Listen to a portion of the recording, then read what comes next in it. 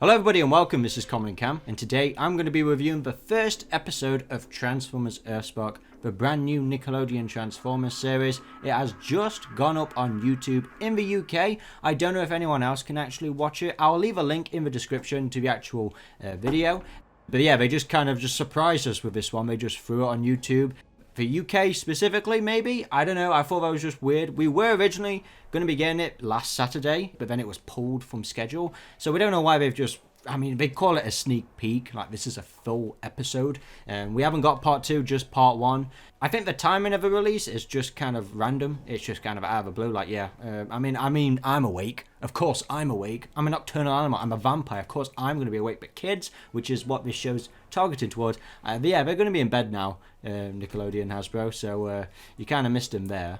And I gotta say, for the first episode, for part 1, they actually do a good solid introduction of the characters. It starts off with a fight sequence with Optimus Prime, Elita 1, with Swindle and Hardtop. Now, if you don't know who Hardtop is, Hardtop was actually a character first introduced in Transformers Cybertron. So yeah, they've kind of just pulled an old character there and brought him back into the spotlight, which is kind of cool. But unfortunately, he gets dissected later on in the episode by the human villain Dr. Mandroid.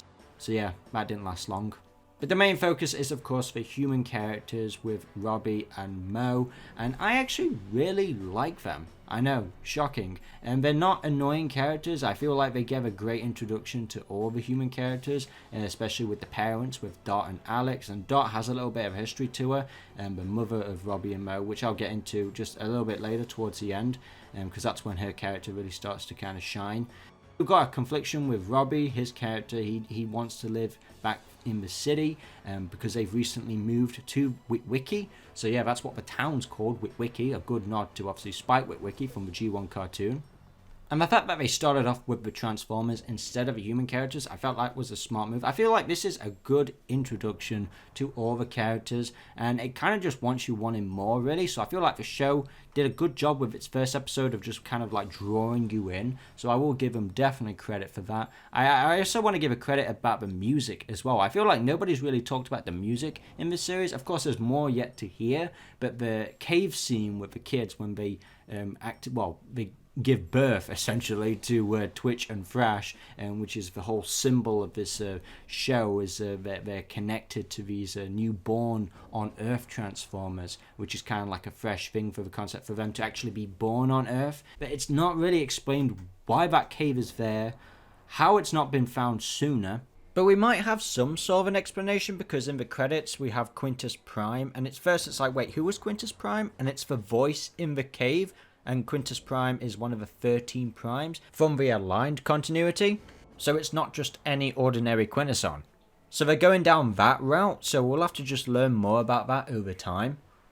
But regardless, the music is just really good in that scene. Like, I don't know, I feel like they actually care with this one. You know, it's like with Transformers War for Cybertron Trilogy, there was something lacking. There was some sort of emotion lacking. And that was a show focused on the Transformers. But with the human characters and the robots that we get introduced to, the Transformers of Optimus Prime and Elita 1, you can already feel personality in them. Decepticons never go down without a fight. I was hoping you'd say that. Makes the job so much more fun. Hard talk. The Easter eggs in this episode are pretty good. Well, I say Easter eggs, pretty much a tribute. They have a whole section dedicated to the original Generation 1 kind of art style, which has left fans in some sort of a confusion on whether or not it's canon to G1, and I can safely say by watching the first episode, it's not connected to G1. If best, you could think of it as like an alternate timeline from the very first episode of G1. Like, you know, we got the G1 episode, with More Than Meets the Eye, and then think about Transformers EarthSpark, like just a different timeline. You can kind of think of it like that, but you don't really need to. It is its own continuity, without a doubt. You know, you can just tell by the first episode, like Bumblebee is left on Cybertron. So basically, the kids want Twitch and Thrash to understand more about the Transformers, and in fact they actually give them some comic books to read, which I really liked one comic book where it had Sea Spray on it. I thought, yay, we got a Sea Spray nod. But yeah, we get some real good references to G1. They really go all out. Like, we have Blue Streak and we have Gears.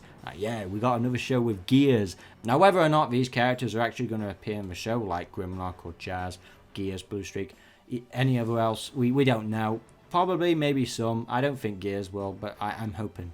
I'm hoping Gears is in this show at some point. It's like Transformers Animated and Transformers Armada when they used G1 footage and then G1 models. They're just paying a tribute. That's really all it is. Even though the showrunners kind of left it in a bit of a confusion on like, yeah, it's kind of like an alternate timeline. It's like, you didn't have to say that. Just make it easy on us fans and just say it's a new continuity. We're just paying tribute to G1. I mean, the brand's almost like, what, 40 years old now? So I felt like that was a good solid tribute. And towards the end, we get to learn more about Dot Malto's character, how she, well, it was told in the flashback, she actually worked with the Transformers during the war in 1984. But she abandoned that life to work in the Ranger Park services, just easier for her kids, I guess. Only for it to be revealed that it was set up by an organization called Ghost, which Optimus Prime and Alita 1 are a part of. It's basically just keeping safe Cybertronian relations. But despite the secrecy, the Transformers are pretty common knowledge in this continuity, so yeah, the world does know about the Transformers. And you know, we actually have a moment where it feels like Dot Moto isn't too keen on Optimus Prime. They're just kind of disrupting her life that way. But then it's kind of funny how we've seen from the trailers already, she kind of gets along better with Megatron. So that's going to be really interesting to see how one character prefers Megatron rather than Optimus Prime. Overall, my first impressions are like, this is just part 1, so I can't really say definitively how I feel about it yet. But I gotta say, this is definitely a stronger introduction than any recent Transformers shows that we've had on air. I would say it's even stronger than the Robots in Disguise show that came out in 2015.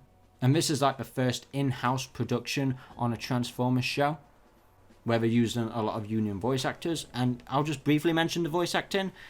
I feel like they all do a good job. Yeah, they all have distinct, unique voices. Alan Tudyk as Optimus Prime is something that I'm just going to have to hear more of. But overall, I'm actually kind of looking forward to more of Alan Tudyk as Optimus Prime.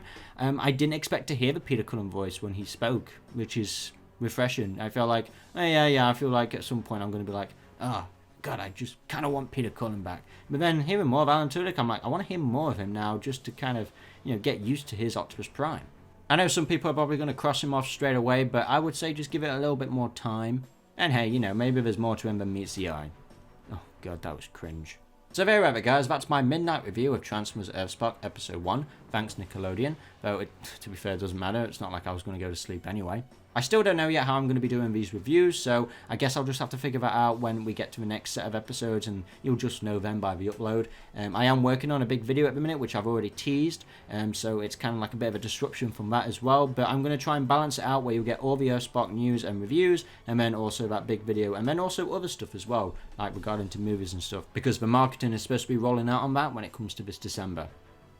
So to keep all updated on Transformers news, be sure to subscribe and click on that notification bell to get all updates instantly. This has been Cam, and until the next video, goodbye.